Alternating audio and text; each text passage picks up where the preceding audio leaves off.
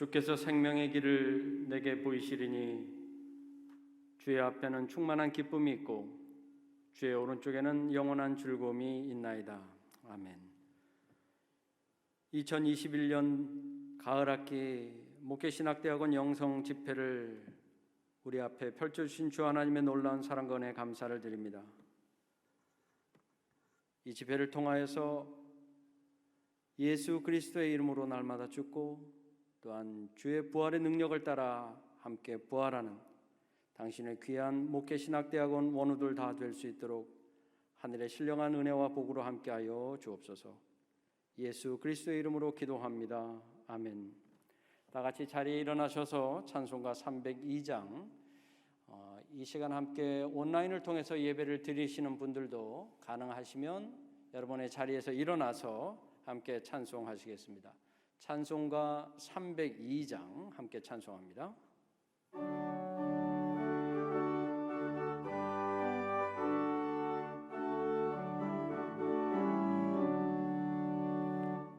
내 주 하나님 넓고 큰 은혜는 저 큰 바다보다 깊다. 너고 다추를 끌러 깊은 데로 저 한가운데 가보라. 언덕을 떠나서 장파에 배 띄워 내 주 예수 은혜의 바다로 내 맘껏 져가라.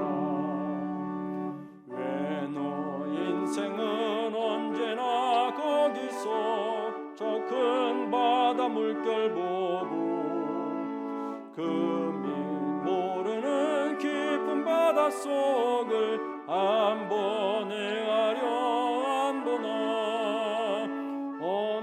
언덕을 떠나서 장파에 배 띄워 내 주 예수 은혜의 바다로 내 맘껏 져가라. 많은 사람이 얕은 물가에서 저 큰 바다 가려다가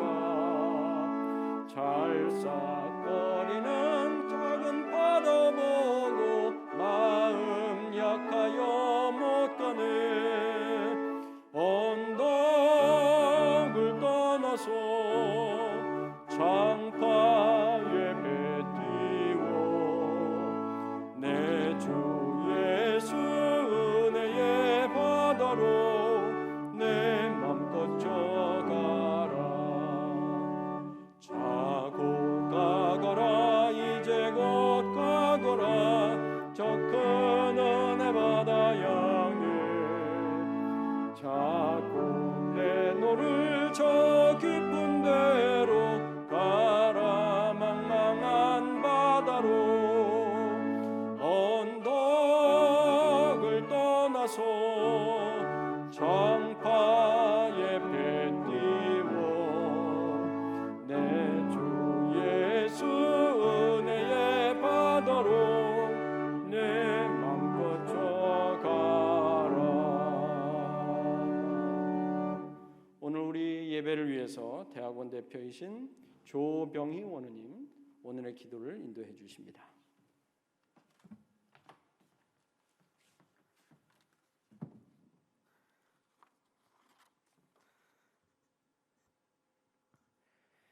기도하겠습니다. 사랑의 하나님, 오늘 이 영성 예배 가운데 우리를 불러주신 감사합니다. 하나님, 지금의 한국 땅뿐만 아니라 전 세계가 코로나 바이러스로 인하여 많은 어려움을 겪고 있습니다. 이 땅에서 코로나 바이러스로 인하여 고통으로 서하는 자들의 신음을 들으시고 전 세계를 깨끗해 하여 주시옵소서. 또한 모든 사람들이 하나님 앞에서 우리가 이렇게 감당하지 못하는 질병 따위는 아무것도 아님을 알게 하시고 나의 약함을 인정하고 하나님의 능력을 구하는 이 땅 되게 하시옵소서. 하나님, 비록 우리가 한자리에 모여 하나님을 예배하지 못하고 있지만 감리교 신학대학교의 마음이 하나 되게 하시고 육은 떨어져 있으나 마음은 하나 되어 하나님만 예배하게 하시옵소서. 하나님, 우리 학교와 함께 하시어 주님이 사랑하시고 아끼시는 감리교 신학대학교를 통하여 역사하시어 대한민국이 전 세계가 하나님을 찬양하며 예배하는 소리가 가득하게 하시옵소서. 하나님 또한 사랑하시는 지체지체 다 기억하시어 우리의 걱정, 우리의 고통, 우리의 삶을 보살피시어 더 강하게 단련하시고 하나님 나라를 위하여 이 한 몸 바쳐 복음을 전하는 우리가 되게 도와주시옵소서. 이 시간 심은수 목사님 통하여 우리가 하나님의 말씀을 듣습니다. 전하는 자, 듣는 자 모두 하나님의 은혜로 잠기는 시간 되게 하시며 말씀을 통하여 나의 삶이 변화되는 시간 되게 하시옵소서. 감사드리며 언제나 우리와 함께 하시며 나의 약함을 들어 쓰시는 예수님의 이름으로 기도합니다. 아멘.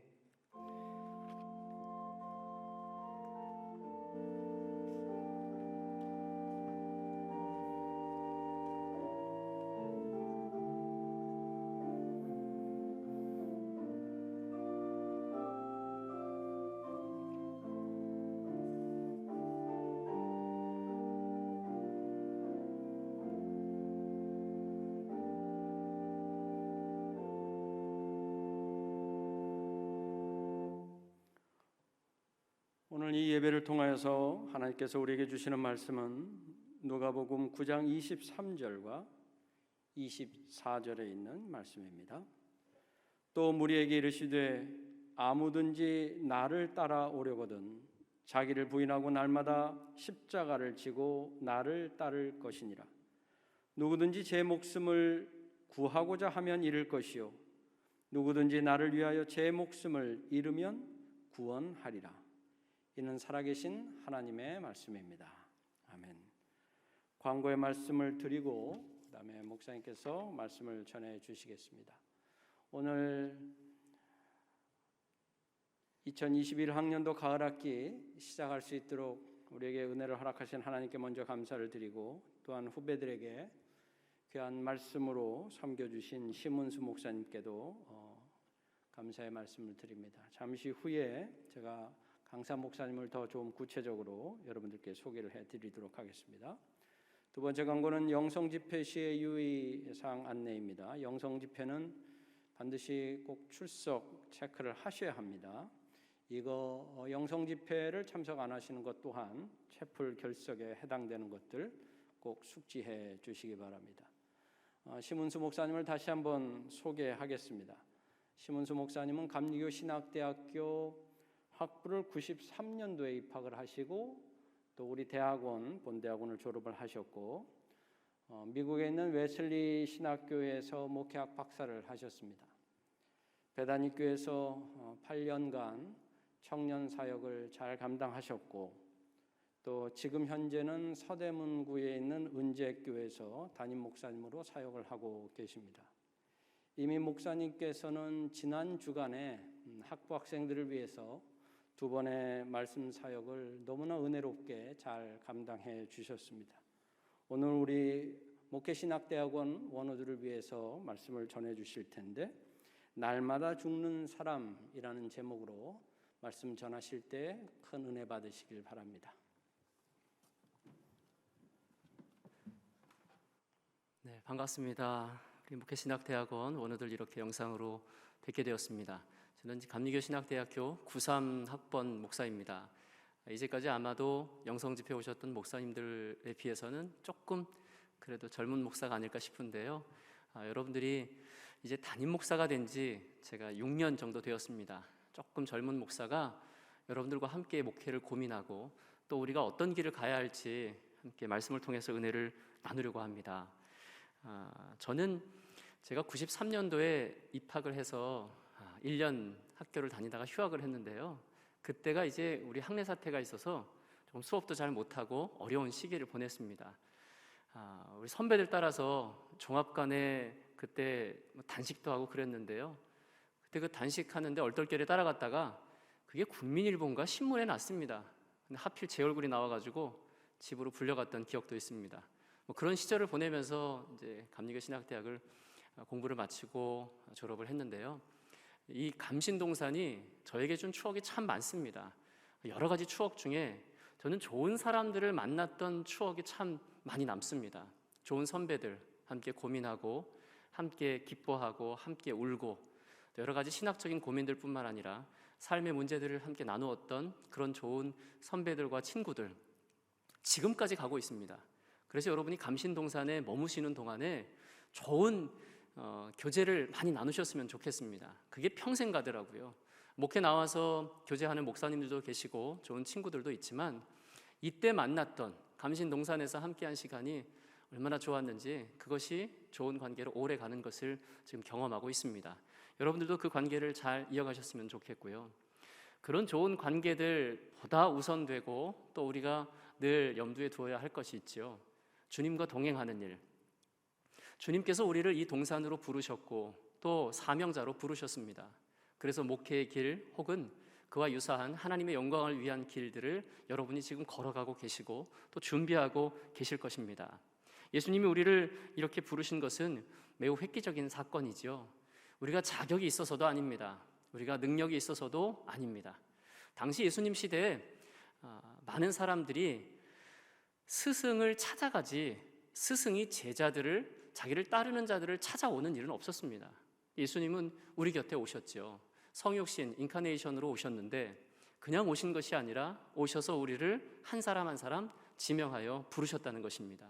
저와 여러분들이 그렇게 본다면 매우 존귀한 자들이죠. 주님이 부르신 자들이니까 이 부르심에 합당한 삶을 살아가기 위해 애쓰는 것이 우리의 사명입니다. 목회신학대학원을 마치고 여러 가지 진로를 놓고 고민을 많이 하실 것입니다. 하나님 앞에 기도하면서 지혜를 구하십시오. 우리가 생각지도 못하였던 길로 인도하시는 경우가 얼마나 많습니까? 그 길을 기대하면서 우리가 지금 희미하게 보이고 아무것도 분명하고 선명한 것이 없지만 믿음으로 그 길 가는 겁니다. 제가 대학원을 들어가기 전에 학부를 마치고요. 그게 너무 불투명한 거예요. 어떻게 해야 될지 잘 모르겠더라고요. 그래서 저는 이제 신학대학 다닐 때 1년 휴학하고 심장 수술을 했던 시간이 있어서 그리고 군대는 이제 면제를 받게 되었습니다. 시간이 조금 같은 동기들보다는 한 1년, 2년 요거 조금 여유가 있어서요. 어떻게 보낼까? 내가 이대로 대학원을 가고 그리고 목사 안수를 받고 이런 과정들보다 조금 더 의미 있게 나의 부르심을 다시 한번 돌아보고 하나님과 더 깊은 만남을 갖고 싶어서 따로 시간을 보내고 싶었습니다. 근데 어디로 가야 되나 잘 모르겠더라고요. 집에 있기에는 좀 부모님께 폐를 끼치는 것 같고 어디 산으로 가자니 뭐 산에 절이나 이런 데 갈 수도 없는 거고 저희 아버님 목회하셨는데 네 아들 요즘 뭐 하고 있냐 물어보시면 산에 있어 이렇게 말씀하시는 게 얼마나 어색하시겠어요. 그래서 생각한 게 이제 기도원에 한번 들어가 볼까 하는 생각도 가졌는데 당시에 기도원에 좀 장기적으로 있으려고 하면 몸이 좀 많이 아프거나 특별한 그런 이유가 있어야 많이 받아주더라고요. 그래서 그것도 못하고 제가 이제 큰 누님이 춘천에 계시는데 그래서 춘천에 가서 한 9개월, 1년 가까이 있었습니다. 거기서 했던 건 뭐 예배 드리는 일, 기도하러 교회 가는 일, 그리고 아침이 되면 춘천에 있는 도서관에 가서 책 보고 나름 공부하고 그동안 못했던 것들 하고 이러면서 한 9개월간을 지냈습니다. 낮에는 춘천 여기저기 가고 싶은데 가보기도 하고 혼자 뭐 여러 가지 고민들도 하고 이런 시간들을 보냈는데 저한테는 매우 유익한 시간이었습니다. 그리고 제가 하나님의 부르심이 무엇인지 저의 인생이 앞으로 어디로 나아가야 할지 제 인생의 가장 큰 경험 중에 하나는 이제 고등학교 때 예수님을 인격적으로 만난 것과 또 대학교 2학년 때 심장 수술한 것이었는데요. 그 시간들을 다시 한번 돌아보면서 제 목회는 어떠해야 하는가 이런 고민들을 많이 했던 또 하나님 앞에 몸부림치며 기도했던 그런 시간이었습니다. 그것이 저에게는 큰 유익이 되었고요. 그래서 이제 대학원을 오게 되었고 그 이후에 이제 수련목 과정을 마치고 목사 안수를 받게 되었습니다. 제가 춘천에 머물게 될지는 생각지도 못했습니다.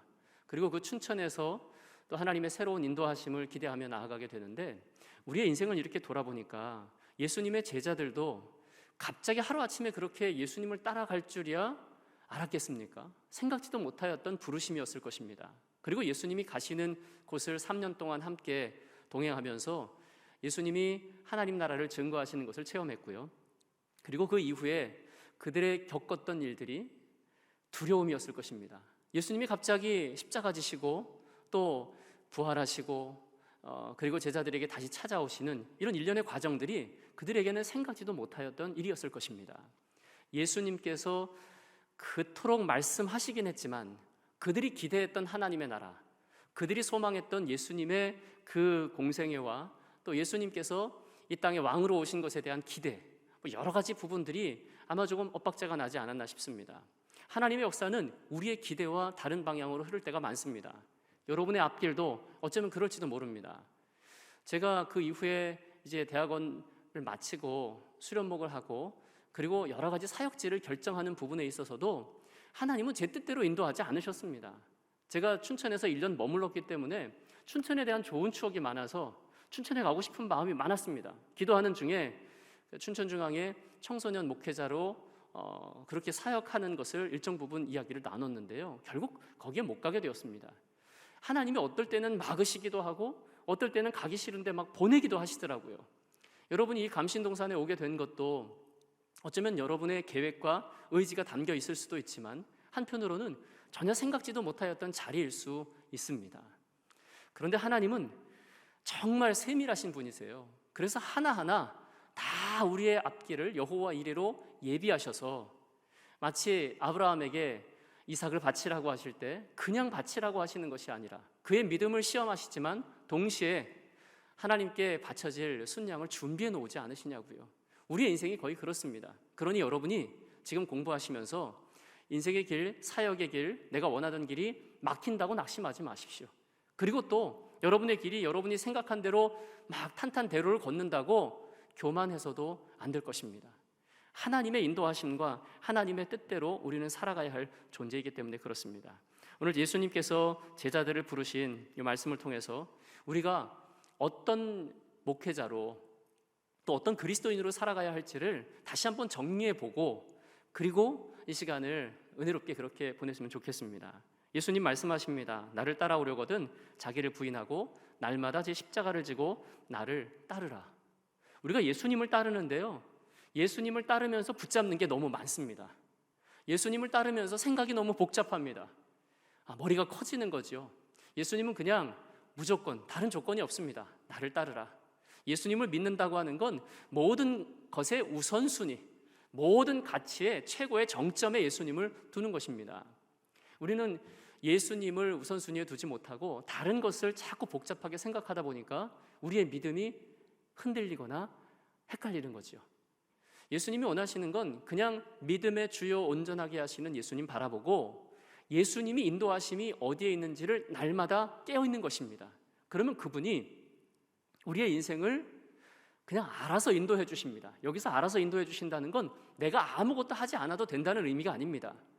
조금만 내 삶의 시점을 과거로 돌이켜보면 내가 생각한 것과 다르거나 또 내가 원하는 것이 아니라 할지라도 맞다, 그것이 가장 좋은 길이었고 그것이 좋은 하나님의 뜻이었다는 걸 다 고백하게 됩니다.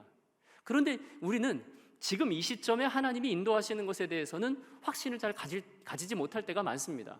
그래서 이런 소망을 갖잖아요.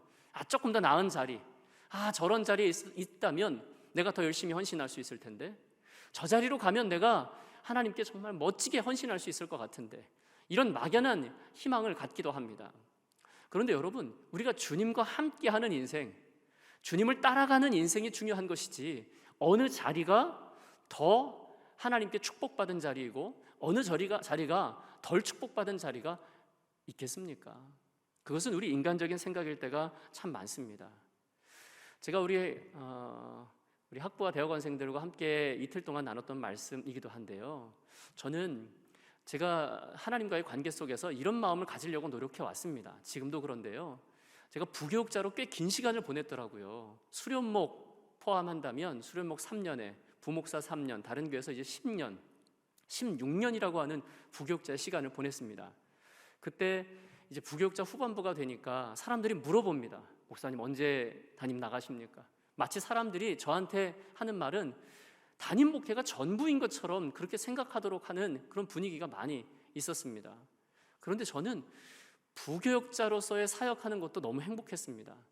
왜냐하면 제가 뭐라고 하나님이 나를 이렇게 사랑하셔서 우리 성도들로 하여금 하나님 나라를 함께 나누게 하시고 또 여러 가지 열매들도 허락하시면서 제가 이게 목회구나, 성도들과 함께하면서 함께 성장하는 것, 이게 참 행복한 일이구나 하는 것을 충분히 경험했기 때문에 빨리 담임 목사가 돼야겠다. 담임 목사 되면 나를 더 사람들이 존중해주고 더 대우도 좋아지고 더 환경도 좋아지고, 그러니 빨리 담임 목사 되어야겠다, 이런 생각을 그렇게 많이 하진 않았습니다.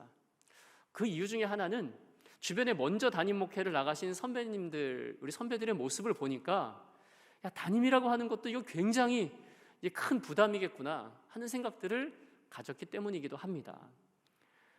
저는 이제 담임 목사가 된 지 5, 6년 되었는데요. 여러분들을 생각해 볼 때 앞으로 사역지를 구하고 담임 목회를 하는 것에 지금보다 훨씬 더 어려운 상황이 펼쳐질 거라는 그런 전망에 마음이 좀 무겁습니다.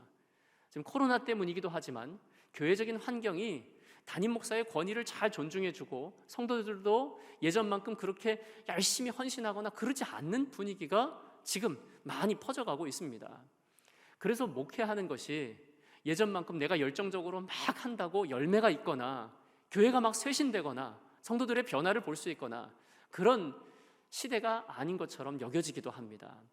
그럼에도 불구하고 우리는 성도들의 반응보다 더 중요한 것, 우리가 정말 주님을 온전히 따라가고 있는가, 온전히 주님을 믿고 있는가, 이거 중요한 것 아니겠습니까?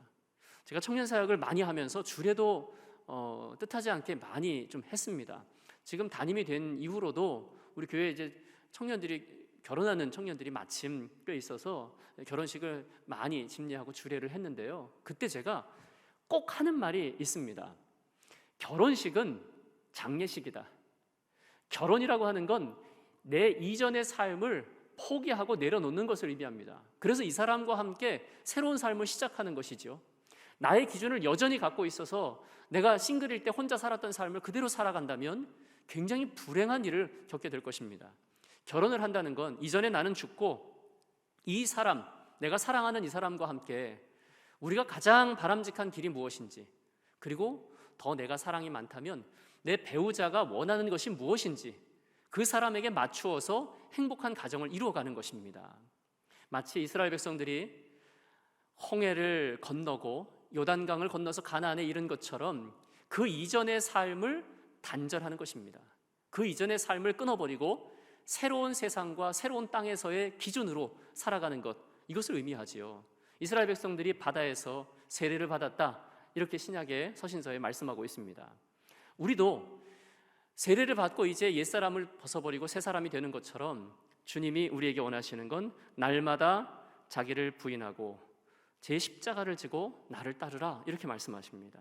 나를 부인하지 않으면 우리는 계속 살아납니다. 내가 계속 살아나서 내 고집대로 살아가게 되어 있습니다. 내 고집대로 살아가면 결국 상대방을 어렵게 만들고, 그게 성도가 되었던 가족이 되었던 그 사람들을 피폐하게 만드는 일을 나도 모르게 하게 되는 것이죠. 우리의 인생은 예수님께서 살려주신 인생이니 우리가 다른 사람의 생명을 살리는 일 아니겠습니까? 우리가 날마다 죽으면 예전에 소중히 여겼던 것들을 배설물로 여길 수 있습니다. 바울이 그런 고백하잖아요. 예수님 만나고 그리고 예수 위에 목숨 걸며 살아가던 바울이 내가 이전에 소중히 여겼던 것 다 배설물로 여긴다. 여러분은 어떻습니까? 예수님 따라가면서 이전 것을 포기하고 내려놓는 일들 잘하고 계십니까?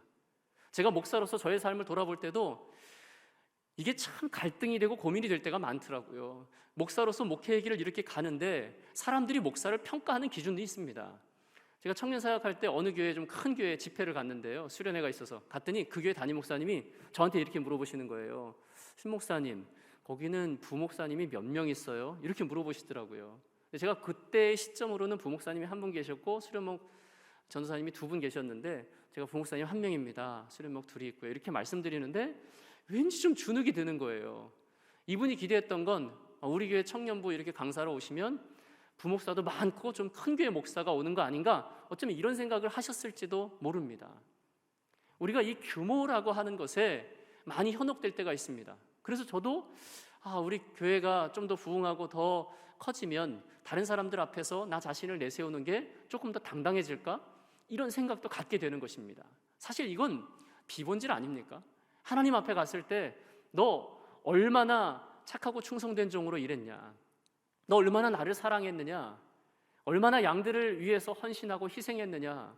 주님, 이런 건 물어보실 것 같아요.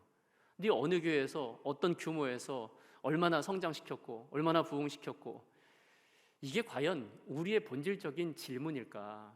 우리가 애써서 하나님이 허락해 주시는 부흥이 있다면 감사한 일이지만 부흥 자체가 목적은 아니지 않습니까?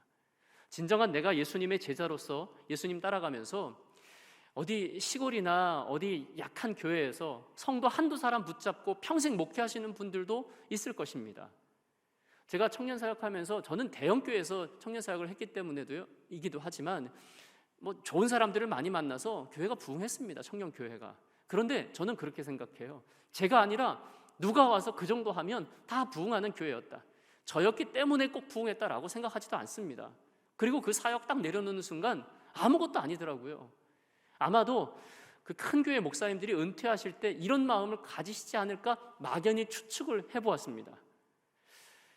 제가 은퇴한 목사님, 우리 감리교회에서 좀 유명한 목사님이신데요, 그분을 뵌 적이 있어요. 근데 그분이 저한테 이런 말씀을 해주셨습니다.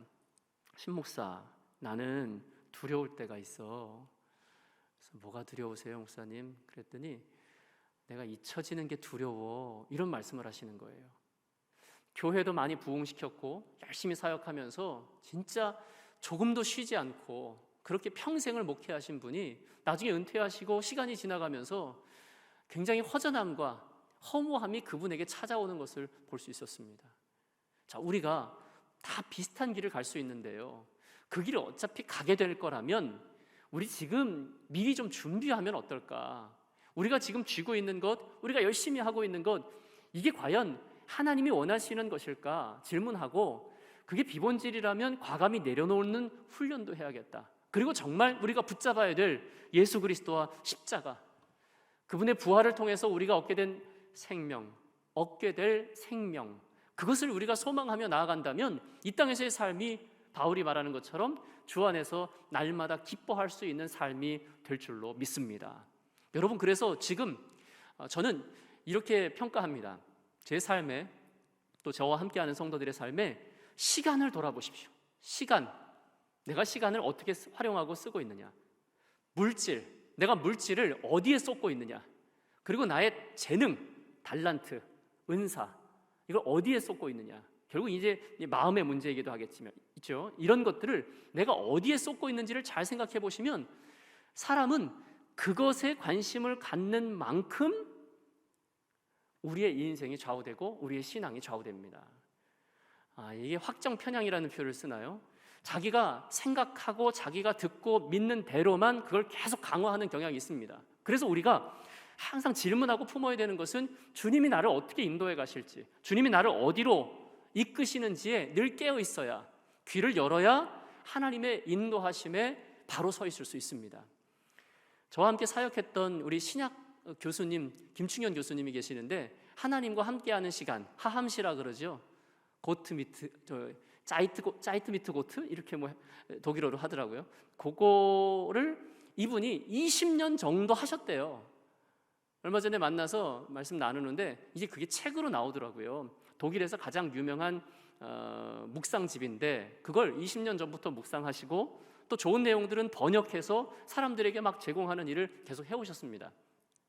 20년 동안 해오면서 그 묵상집으로 계속 묵상하면서 말씀대로 살아가려고 애썼던 그 영적인 그 파워가 얼마나 크겠습니까?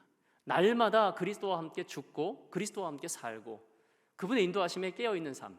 자, 우리가 이렇게 예수님 안에서 죽고 내가 다시 살아나는 삶을 살려면 날마다의 훈련이 있어야 됩니다. 날마다. 나는 날마다 무엇을 하는가? 날마다 내가 시간을 어떻게 쓰고 날마다 물질을 어떻게 쓰고 내 재능을 날마다 어떻게 활용하고 있는가? 내 마음은 어디에 있는가? 이걸 잘 분별하시면 여러분이 진짜 예수님의 제자인지 아닌지 알 수 있습니다. 제가 어렸을 때부터요, 이것저것 수집한 것들이 꽤 많더라고요. 열쇠고리를 수집한 적도 있고 또 우표를 수집한 적도 있습니다. 다양하게 그런 것들을 수집했는데 제가 제일 부끄럽게 여기는 것 중에 하나는 어렸을 때 껌종이를 수집한 적이 있습니다. 여기 지금 말씀을 들으시는 분 중에 그걸 해보신 분이 있으신지 모르겠는데 제가 자란 그 동네에는 아이들이 껌종이를 다양하게 수집해서 그걸로 무슨 뭐 내기를 하거나 뭐 교환을 하거나 자랑을 하거나 이런 일을 했습니다. 그런데 더 황당한 건 무엇이냐? 이 껌종이 중에 급이 높은 껌종이가 있습니다. 그게 외국 껌종이가 급이 높아요. 그래서 이 외국 껌종이를 주스러 어디 갔었냐면 미군 부대 근처에 간 적도 있습니다. 근처에 가서 그 껌종이를 주스려고 가는 거예요. 지금 생각해보면 이것보다 바보 같은 일이 어디 있습니까? 그게 껌종이가 뭐라고. 그런데 요즘에 그 아이들 그때 시절을 제가 이렇게 회상하면서 우리가 지금 추구하는 많은 일들이 어쩌면 영혼의 관점으로 본다면 그건 아무것도 아닌 일이거든요. 그런데 그거에 막 목숨 겁니다.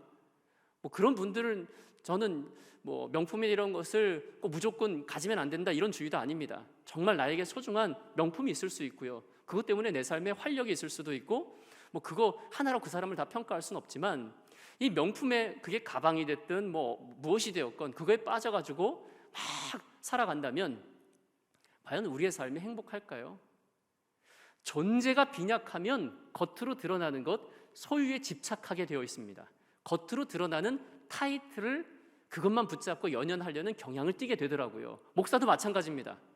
내 내면이 주님의 임재와 인도하심으로 충만해 있고 예수님이 말씀하신 것처럼 날마다 나 자신을 부인하고 그리고 십자가를 지고 따라가면 내가 어느 자리에 있든 내가 어떤 타이틀을 가지고 있든 이게 별로 중요하지 않습니다. 내가 얼마든지 더 낮아질 수 있고 그 낮아짐을 통해서 주님만 높아지시면 된다 하는 마음을 갖습니다. 그런데 이 믿음과 이 영적인 내면이 약해지면 자꾸 포장하려고 해요.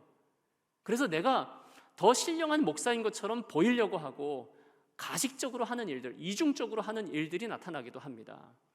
그리고 내가 어떤 규모의 어떤 교회에서 목회를 하는지 이것이 나의 전부인 것처럼 착각을 하기도 합니다. 주님 앞에서는 사실 아무것도 아니지 않습니까? 주님이 우리의 인생 거저 구원해 주셨고 또 어느 순간 거저 우리의 인생을 데려가실 겁니다. 다시 한번 우리가 이 말씀에 주목한다면 그렇다면 나를 따라오려거든 자기를 부인해라. 자기를 부인하고 주님을 따라가면 우리가 자신을 부인하니까 아무것도 아닌 존재가 되는 것이 아니라 갈라디아서 2장 20절에 있는 말씀처럼 그리스도와 함께 죽고 그리스도와 함께 살면서 우리는 완전히 새로운 피조물이 되는 것입니다. 그리스도 안에 새로운 피조물이 되어서 하나님의 사랑으로 그리스도의 사랑으로 가득 차서 우리 자신을 소중히 여기고 그리고 다른 사람도 하나님의 사랑과 은혜의 대상임을 알아 함부로 대하지 않습니다. 내가 그리스도와 함께 죽었다면 그것 절대 갑질을 할 수 없습니다. 내가 예수와 함께 죽었는데 다른 사람에게 어떻게 함부로 대할 수 있겠습니까? 예수로 내가 죽어서 내가 은혜로 사는 사람이고 나는 아무것도 아닙니다 라고 주님 한 분만으로 만족합니다 고백한다면 우리의 인격이 그리스도의 인격으로 바뀔 수밖에 없습니다. 목회자나 그리스도인들 중에 다른 사람에게 예의 없이 함부로 대하거나 그런다면 그 사람은 죽은 사람이 아닙니다. 여전히 살아있는 거지요. 과거의 경험으로 한 번 죽은 게 아니라 날마다 하나님과 함께하는 시간, 예수 그리스도와 함께하는 시간으로 죽으면 내 인격이 그리스도의 인격으로 겸손함과 온유함, 그 그리스도의 성품으로 변화되어진다는 것입니다. 메멘토 모리라고요. 그 죽음을 기억하라는 말 라틴어 아시죠? 많이 쓰는 말입니다. 죽음을 기억하라. 그 전쟁에 나가서 승리한 장군 뒤에서 노예가 이 말을 외쳤대요. 메멘토 모리라고. 죽음을 기억하라고. 당신 지금은 전쟁에서 승리해서 막 이렇게 잘 나가는 것 같지만 언젠간 당신도 그 죽음을 피할 수는 없다.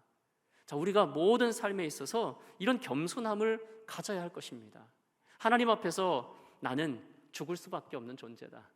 그런데 이 부족한 한없이 연약한 나를 예수 그리스도의 십자가를 통해 구원해 주셨으니 내 인생은 주님이 원하시는 대로, 주님이 원하시는 건 구체적으로 무엇일까요? 더 많이 사랑하고 더 많이 낮아져서 주님만 높아지게 만드는, 다른 사람들이 주님을 알게 되는 인생, 그거 살도록 노력하면 되는 거 아닙니까? 다른 타이틀은 다 비본질입니다.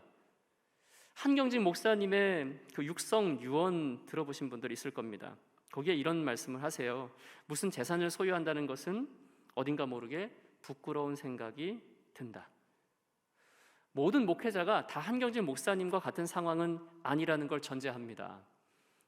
그럼에도 불구하고 그분이 하셨던 말씀 중에 목사로서 어딘가 모르게 부끄러운 생각이 든 까닭이다, 이 표현을 저는 주목하려고 합니다. 우리가 그리스도인으로서, 목사로서 어딘가 부끄러운 생각이 들 때가 있습니다. 그러면 그 자리를, 그 선택을 벗어나야, 내려놓아야 한다는 것입니다. 하나님과 함께하면서 오늘 주신 말씀처럼 내가 날마다 죽는다는 건 목사로서, 그리스도인으로서 어울리지 않는 걸 하나하나 내려놓는 것을 의미합니다. 주님이 기뻐하시는 일에 집중하면서 주님 따라가는 거죠. 주님과 동행하면서 불편한 건 하지 않는다. 주님이 기뻐하시는 건 내가 힘들고 어렵더라도 선택한다. 제가 우리 성도님들에게 이런 비유를 들었어요. 대신방을 하거나 신방을 할 때 제가 언제 가겠습니다 라고 얘기하고 대신방 가지 않고 그냥 갑자기 신방 가고 싶은 마음이 많다. 목사가 신방을 가는 건 그 가정의 형편을 이해하고 어떻게 사는지, 또 기도 제목은 뭔지 나누는 것인데, 목사가 신방을 가려고 할 때 대부분의 가정은 다 깨끗하게 정리해 놓고 그리고 목사를 맞이하려고 하지 않습니까? 이건 약간 좀 잘 준비된 모습이기도 하지만 진짜 평소에 사는 모습은 아니지 않습니까? 그리고 목사가 신방을 가면요, 꼭 한 방은 절대 열어보지 말라 그럽니다. 그 방에 다 넣은 거죠, 그냥. 그리고 어떤 경우는 그러더라고요. 제가 신방 가가지고 신방 마치려고 하는데, 목사님 화장실은 안 보세요? 거기 오래간만에 청소한 겁니다. 이런 수준으로 우리가 신앙생활을 할 때가 얼마나 많냐고요. 주님 늘 동행하는 게 아니라 어느 순간 주님 앞에, 또 사람들 앞에 보이기 위한 신앙생활을 할 때도 있습니다. 그래서 날마다라는 걸 주목해 보셨으면 좋겠어요. 날마다 제 십자가를 지고, 그건 또한 날마다 자기를 부인하는 것과도 연결되겠죠. 여러분의 날마다가 지금 대학원에서 보내시는 그 날마다의 시간이 결국 여러분의 목회와 삶의 모습이라고 생각하시면 됩니다. 대학원에서 어떻게 하시느냐가 나중에 목회를 하시든 아니면 사회에서 어떤 일을 하시든 간에 그때의 모습을 좌우하는 것이다. 요셉이요, 많은 유혹을 받잖아요. 그 보디발의 아내에게 유혹을 받는데 그 보디발의 아내가 날마다 유혹했다, 성경이 그렇게 말씀하더라고요. 근데 그 날마다의 유혹을 결국 날마다 이겨낸 거 아닙니까? 다니엘은 왕 이외에 어떤 신에게나 누구에게나 구하면, 기도하면 사자굴에 쳐넣겠다, 이렇게 선언했는데 전에 하던 대로 창문을 열고 예루살렘을 향하여 막 기도합니다. 전에 하던 대로도 말을 바꾼다면 결국 날마다 하던 것이었습니다. 우리가 날마다 무엇을 하느냐, 이걸 잘 점검하십시오. 날마다 주님과 함께, 날마다 주님과 함께 죽는 삶, 그것이 24절에 이어집니다. 누구든지 제 목숨을 구원하고자 하면 잃을 것이요, 누구든지 나를 위하여 제 목숨을 잃으면 구원하리라. 우리가 죽으면 다른 생명을 살리게 됩니다. 제가 결혼도 장례식이라고 말씀드렸는데요, 조금 어두워지죠, 결혼식에. 근데 그렇게 구체적으로 표현하진 않지만 내가 내 자아가 죽어야 된다, 이렇게 표현합니다. 우리가 장례식으로서 여기는 그런 일들, 내가 죽으면 다른 사람, 우리 배우자나 자녀들을 살리게 됩니다. 교회도 목사가 죽으면 교회가 살아납니다. 목사가 고집과 내 자아와 나의 그 아집과 나의 이 못된 성품을 십자가에 못 박고 내가 낮아지는 순간 교회가 살아나더라고요. 성도들과 교회와 목회자와 갈등이 있는 교회들이 꽤 많습니다. 그런데 우리가 더 큰 사랑을 품고 성도들을 사랑하는 것이, 예수님이 자기의 사람들 끝까지 사랑하셨다고 하는 요한복음의 말씀처럼 우리가 사랑하려고 힘쓰는데 교회가 그렇게 어려워질 수 있겠습니까? 평신도도 성도들도 문제가 있을 수 있습니다. 그런데 1차적인 책임은 우리에게 있다 생각합니다. 우리가 더 큰 사랑으로 품어야 될 영혼들 아닙니까? 그리고 교회는 아픈 사람의 공동체예요. 아픈 사람들이 와서 하나님을 만나고 하나님의 사람으로 거듭나는 그 자리가 바로 교회인데, 그리고 그 교회를 이끌어가는 우리는 예수님을 생각나게 하고 예수님을 드러내는 존재가 되어야 하니까요. 그래서 우리가 먼저 죽어야 합니다. 오늘 말씀을 듣고 저와 여러분들이 다시 한번 결단했으면 좋겠습니다. 먼저 죽는 거예요. 그리고 더 먼저 잘 죽으려면 여러분이 부르심을 받았던 그 순간, 결정적으로 여러분들이 신앙이 새로워지고 은혜가 되었던 순간들을 잘 기억하시면 됩니다. 우리 소아시아 7교회 요한계시록에 나와 있는 교회 중에 처음 사랑을 잃어버린 교회가 나오지 않습니까? 다른 건 다 열심히 합니다. 종교적인 열심이 있고 이단에 잘 대처했고 아주 최선을 다한 신앙인 것 같은데 하나님이 책망하시는 것, 주님이 책망하시는 내용은 그런데 너희들 처음 사랑을 버렸다, 처음 사랑을 잃어버렸다, 회개해라 말씀하시는 겁니다. 우리에게 주시는 말씀이기도 합니다. 우리가 처음 사랑을 잃어버리면 우리의 삶이 타성해졌고 그냥 종교인의 삶에 빠질 수 있다. 사랑이 식지 않도록 제가 늘 기도하는 제목이 있는데요, 평생 저는 겸손하고 온유한 성령의 사람이 되는 것이 기도의 제목이고요. 그리고 최근에 담임 목회를 하면서 더 많이 기도하는 건 하나님, 제게 사랑이 많게 해주십시오. 하나님, 내 안에 뜨거운 사랑이 있어서 성도들을 많이 사랑할 수 있게 해주세요. 이 기도를 쉼 없이 합니다. 왜냐? 사랑이 식으면 뭘 해도 힘듭니다. 사랑이 있으면 뭘 해도 기쁨으로 잘 감당할 수 있어요. 제가 하나님이 축복으로 딸들을 셋을 주셨는데요, 이 딸들을 월요일 같은 경우는 제가 그냥 운전사로 하루 종일 거의 봉사합니다. 고3인 아이 학교에다 태워다 주고, 그리고 또 점심때 되고 그러면 초등학생인 막내 태워다가 이제 학원 데려다 주고, 학원 시간 안 맞는 둘째 다시 데려가서 학원에 데려다 주고 다시 찾아오고, 이렇게 하루 종일 거의 이렇게 봉사를 하는데요, 안 힘듭니다. 왜 안 힘들겠어요? 사랑하니까 힘들지 않은 거예요. 성도들도 사랑하면 이들을 돌보고 이들을 만나고 이들의 실수와 허물, 심지어는 나의 권위에 도전하는 일이 있다 할지라도 사랑이 그걸 이길 수 있는 것이지, 옳고 그름으로 당신이 뭘 잘못했고 잘했고 이런 걸 따져가지고 교회가 건강하게 바로 설 수가 없더라고요. 그러면 결국 내가 사랑하면 되는 거구나. 예전에 많이 읽었던 책인데요, 유홍준의 나의 문화유산 답사기, 거기에 서문에 보면 이런 표현이 있습니다. 사랑하면 알게 되고 알면 보이나니 그때 보이는 것은 전과 같지 않으리라. 이것이 사실은 이제 정조 때의 문장가인 유한준이 쓴 문장이라고 합니다. 사랑하면 알게 되고 알면 보이나니 그때 보이는 것은 전과 같지 않다. 바울이 다메섹에서 예수님을 만나게 되었고 예수님을 알게 되었잖아요. 그러니까 그 다음부터 보이는 것이 달라졌어요. 우리가 예수님을 진짜 사랑하고 예수님을 진심으로 전심으로 따라가면 보이는 것이 달라집니다. 관심도 달라집니다. 그래서 우리가 날마다 주님을 바라보고 주님과 함께 죽는 일들을 하는 것이 어쩌면 우리 목회자의 길로서 전부가 아닐까 하는 생각도 가져봅니다.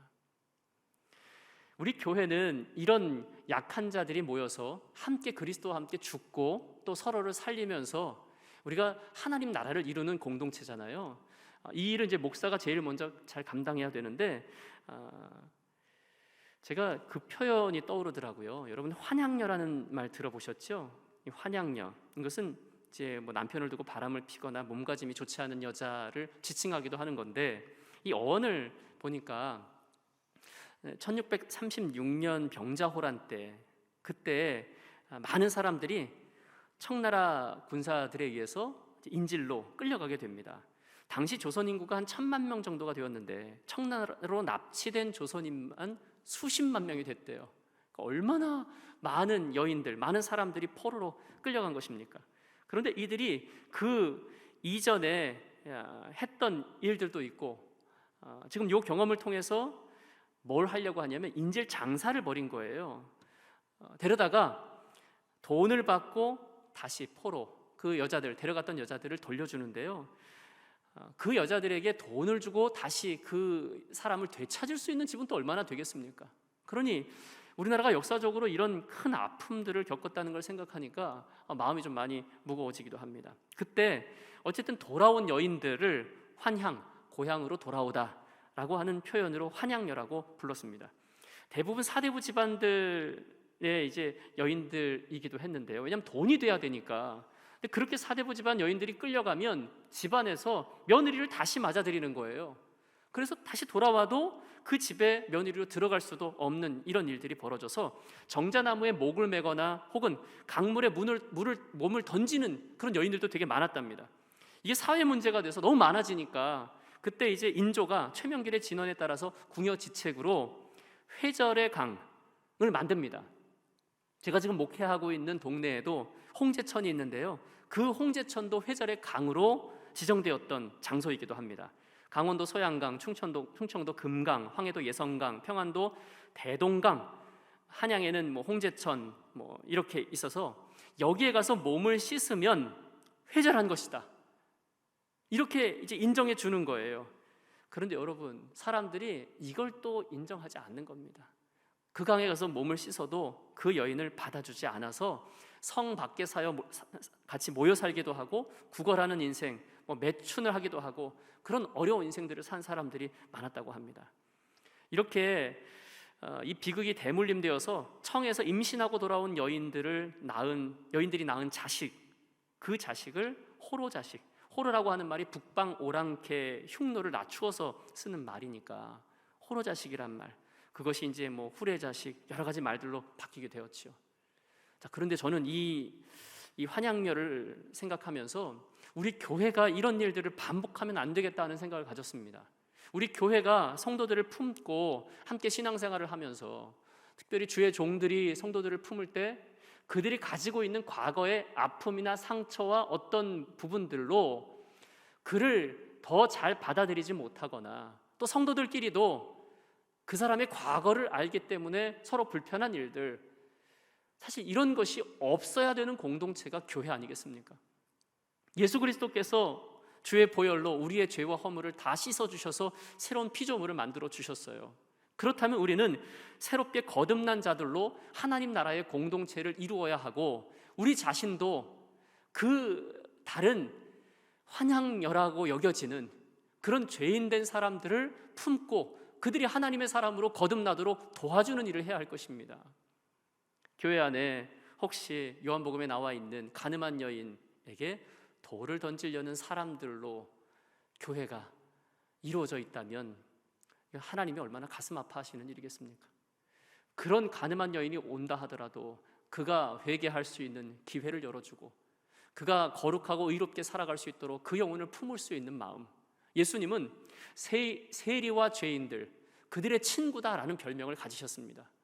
다른 사람들이 꺼려하는 자들, 다른 사람들이 가까이 하지 않는 자들에게 가까이 나아가 손을 잡아주셨습니다. 사마리아 여인과도 대화를 나누시지 않습니까? 자, 우리에게도 이 마음이 있었으면 좋겠습니다. 그러려면 우리가 날마다 죽어야 됩니다. 그리고 뒤를 돌아보지 않고 하나님의 큰 사랑으로 우리가 품으면서 하나님 나라의 공동체를 이루어가야 한다는 것이죠. 소돔과 고모라가 멸망당할 때 뒤를 돌아보아 소금 기둥이 된 롯의 아내를 기억하십시오. 우리가 예수 그리스도로 거듭나고 주님 따라간다면 뒤를 돌아볼 이유가 없습니다.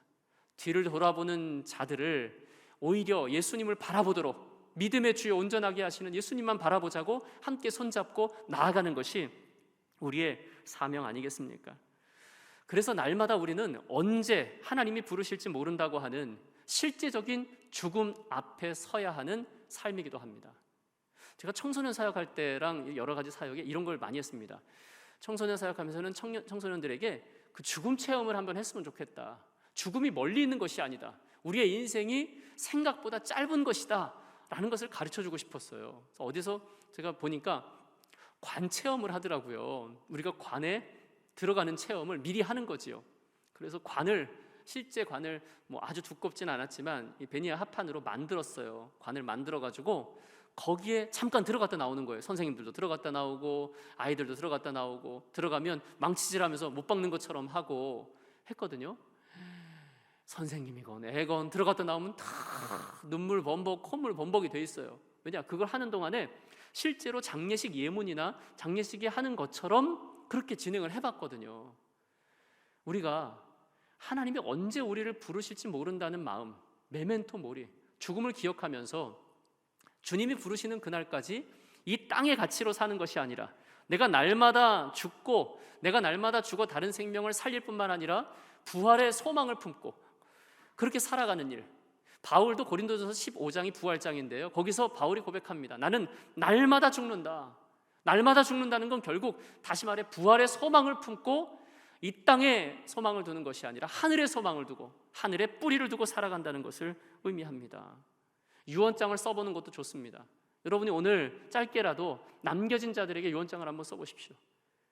하나님은 언제 우리를 부르실지 모릅니다. 이게 건강한 종말론 아닙니까? 주님의 재림을 기다리면서 데살로니가전서 5장에 말씀하죠. 항상 기뻐하라, 쉬지 말고 기도하라, 범사에 감사하라. 이것이 그리스도 예수 안에서 너희를 향한 하나님의 뜻이다라고 말씀하는데, 이것은 우리의 신앙의 일반적인 아주 중요한 기준이기도 하고, 또 재림을 기다리는, 우리가 언제 주님을 맞이할지 모른다는 이런 하루하루 마지막을 살아가는 자의 바른 신앙의 모습이기도 합니다. 항상 기뻐하십시오, 쉬지 말고 기도하십시오, 범사에 감사하십시오. 정말 하나님의 뜻대로 살아가는 자는 모든 삶의 자리를 하나님의 은혜의 자리로 여기고 기뻐하고 감사해요. 그리고 기도합니다. 하나님의 뜻을 구하면서 이렇게 살다 가는 거예요. 제가 좋아하는 시 표현 중에 하나가 그 꽃자리라고 하는 구상 시인의 시가 있습니다. 거기에 보면 이런 표현이 있어요. 반갑고 고맙고 기쁘다, 앉은 자리가 꽃자리니라. 내가 시방 가시방석처럼 여기는 너의 앉은 그 자리가 바로 꽃자리니라 라는 표현이 있습니다. 제가 이 시를 처음 볼 때 너무 좋아가지고, 제 그때 딸 첫째 아이가 초등학생이었어요. 그래서 붙잡고, 야 은미야, 이거 너무 좋은 시다, 들어봐라. 지금 내가 가시방석처럼 여기는 그 자리가 바로 꽃자리다, 내가 가시방석처럼 여기는 너의 앉은 그 자리가 꽃자리다, 이렇게 얘기했더니 얘가 심각하게 듣더니 이러는 거예요. 아빠, 시방은 욕 아니에요? 이렇게 물어보는 거예요. 시방은 지금이란 그런 뜻이죠. 애들은 조금 거칠게 표현하면서 욕으로 또 표현하니까. 그런데 지금 우리가 가시방석처럼 여기는 자리가 있을 것입니다. 그런데 여러분, 그 자리에서 내가 죽으면 그 자리가 꽃자리가 되는 거예요. 내가 죽으면 다른 영혼을 살릴 수 있고 공동체가 살아납니다. 그런데 내가 안 죽으면 다른 사람의 생명을 파괴하는 일이 벌어지기도 합니다.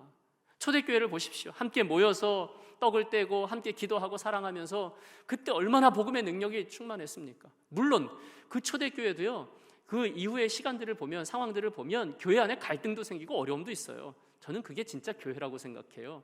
아무 문제도 없고 아무 어려움도 없고 그냥 완전히 천국 같은 공동체, 이 땅에선 존재하지 않습니다.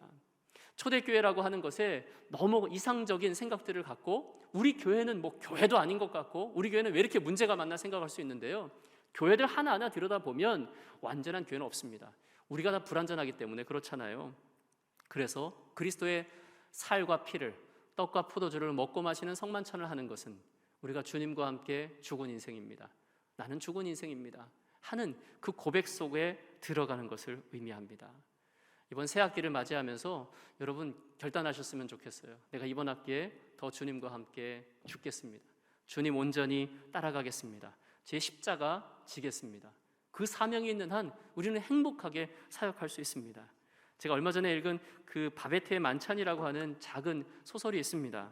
그 소설을 말씀드리고 같이 기도하려고 하는데요, 그 이자크 디네센이라고 하는 덴마크 작가가 쓴 소설입니다. 보면 노르웨이의 작은 시골 마을 베들레보그라는 동네가 있는데요, 거기에 기독교 공동체를 이룬 루터교 목사님이 한 분이 계셨습니다.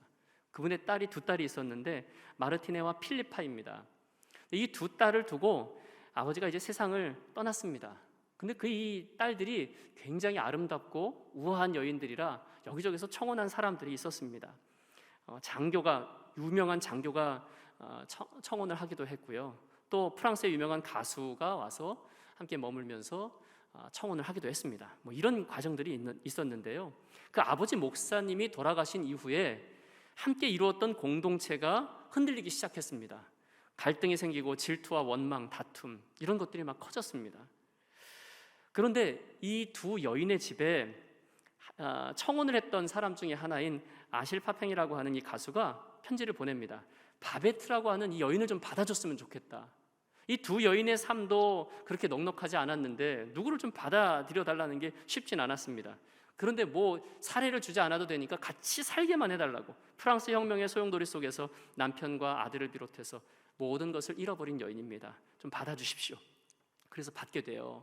같이 이렇게 머물게 되었는데, 그 아버지 목사님의 탄생 100주년을 앞두고 이 바베트가 갑자기 복권에 당첨되었다는 사실을 알게 됩니다.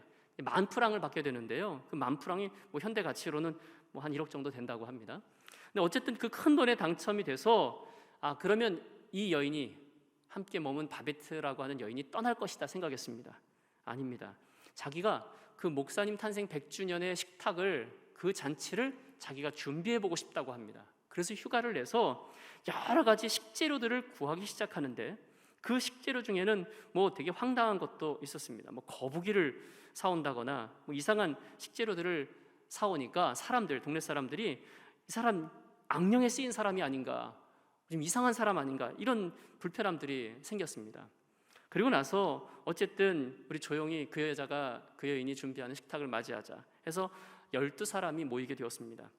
12사람이 모여서 식탁을 나누는데 그 중에 누가 포함되어 있었냐면 레헨 히엘림이라고 하는 장군이 포함되어 있었습니다. 그 사람이 이 목사님의 2딸 중에 하나에게 청혼을 했던 남자입니다. 프랑스의 고급 문화를 접했던 사람인데요, 이 사람이 음식을 먹으면서 막 깜짝 놀라는 거예요. 이 음식이 그냥 아무 데서나 먹을 수 있는 음식이 아니었던 것입니다. 그 프랑스의 카페 앙글레만이라고 하는 유명한 식당이 있는데 거기서나 먹을 수 있는 음식인 거예요. 더 놀라운 건 이 사람들이 음식을 먹으면서 공동체가 회복되는 거예요. 사람들의 오해와 갈등들, 문제가 해결되면서 이 사람들의 마음의 벽들이 다 무너져 내리는 것을 경험했습니다. 나중에 알고 보았더니 그 여인이 카페 앙글레의 요리사였습니다. 이 식탁을 다 마치고 사람들이 대화를 나눈 중에 이제 당신 이 모든 잔치를 마쳤으니 다시 돌아가지 않겠느냐라고 얘기했더니 자기는 돌아갈 이유가 없다고 말합니다. 그러면서 하는 이야기가 그러면 그 10,000프랑은 어떻게 되는 것이냐, 제가 그걸 다 식탁을 위해서 썼습니다. 당신들이 먹은 이 앙글레의 음식을 먹기 위해서는 그 12명에 필요한 돈이 바로 10,000프랑이었습니다. 그 여인은 그냥 아낌없이 다 내준 것입니다. 그래서 그 공동체를 회복시키게 되었고, 그러면 이제 당신 평생 가난하게 살게 되는 거 아니냐라고 물어봤더니 하는 이야기가 아닙니다. 전 절대로 가난하지 않습니다. 위대한 예술가는 결코 가난하지 않습니다 라는 표현을 해요. 저는 이걸 보면서 이것이 바로 하나님의 나라, 예수님께서 성육신을 통해서 우리에게 살과 피를 쏟아주셔서 이루신 일이겠구나. 주님이 우리에게 보여주신 그 아름다운 모습, 당신의 살과 피를 다 내어주셔서, 아낌없이 내어주셔서 우리에게 영원한 생명을 허락해 주시고 하나님의 자녀 되게 하셨던 일, 그것이 바로 이 식탁의 자리가 아닐까. 또 이 모습은 교회가 아닐까. 우리가 마땅히 그렇게 이루어야 할, 우리가 세워가야 할 교회의 모습이 아닐까 하는 생각을 가져보았습니다. 여러분, 우리는 가난하지 않습니다. 우리의 생명을 성도들과 이웃에게 정도의 차이는 있겠지만 나눠주기 위해 애쓰는 삶, 그것이 주님이 나를 따르라, 자기를 부인하고 날마다 십자가를 지라 말씀하신 삶이라고 믿습니다. 저와 여러분들이 부족하고 연약한 그런 존재들이지만 하나님이 이 자리로 부르셨다면 그 사명 감당할 수 있는 능력과 또 모든 환경도 열어주실 것입니다. 여러분의 삶의 자리에서 예수님이 하셨던 것처럼 예수님이 원하셨던 그 삶을 우리가 살아가며 우리를 통해 하나님 나라가 더 확장될 수 있기를 주님의 이름으로 축원합니다. 기도하겠습니다. 하나님, 우리를 사랑하셔서 당신의 생명을 내어주시고 또 예수 그리스도의 그 생명을 통해서 우리가 죄와 사망으로부터 자유케 된 하나님 나라의 백성, 시민 된 것에 감사합니다. 주님이 나를 부르셔서 이 사명의 자리로 인도해 주셨으니 우리가 힘을 다해 주님 따라갈 때 날마다 자기를 부인하고 그리고 나의 십자가를 지며 내가 죽어 교회를 살리고 가정을 살리고 많은 영혼들을 살리는 생명의 사람들이 되게 하여 주시옵소서. 공부하는 것, 또 목회를 준비하는 것, 온전한 그리스도인으로 살아가는 것, 그 모든 것에 하나님께서 지혜와 능력을 더하시길 원합니다. 내가 계획하는 모든 일들을 넘어서 하나님의 인도하심 속에 우리가 사명자로 아름답게 살아가게 하시고 부족하지만 최선을 다하면서 우리의 삶에 그리스도의 흔적, 하나님 나라의 흔적을 남기는 인생들이 되게 하여 주시옵소서. 우리 감신동산에서 공부하는 모든 원우들, 하나님께서 이들의 삶을 세밀하게 계획하셔서 여기까지 오게 하신 줄로 믿습니다. 앞길도 여호와 이레로 책임져 주시고 이들의 삶의 모든 자리가 생명이 살아나는 꽃자리가 될 수 있도록 은총 베풀어 주시옵소서. 우리가 살아도 주를 위하여 살고 죽어도 주를 위하여 죽습니다. 날마다 주님 만날 그날을 소망하며 기대하고 준비하는 거룩한 주의 자녀들, 성도들, 또 주의 종들 되게 하여 주시옵소서. 이제는 우리 주 예수 그리스도 십자가 구속의 은총과 하나님 아버지의 크고 놀라우신 사랑과 성령의 감화, 감동, 역사, 교통하심이 날마다 자기를 부인하고 십자가를 지며 예수님을 따르기를 결단하는 우리 원우들 위해, 그리고 감신동산의 모든 지체들 위해 지금으로부터 영원토록 함께 하옵시기를 간절히 축원하옵나이다. 아멘.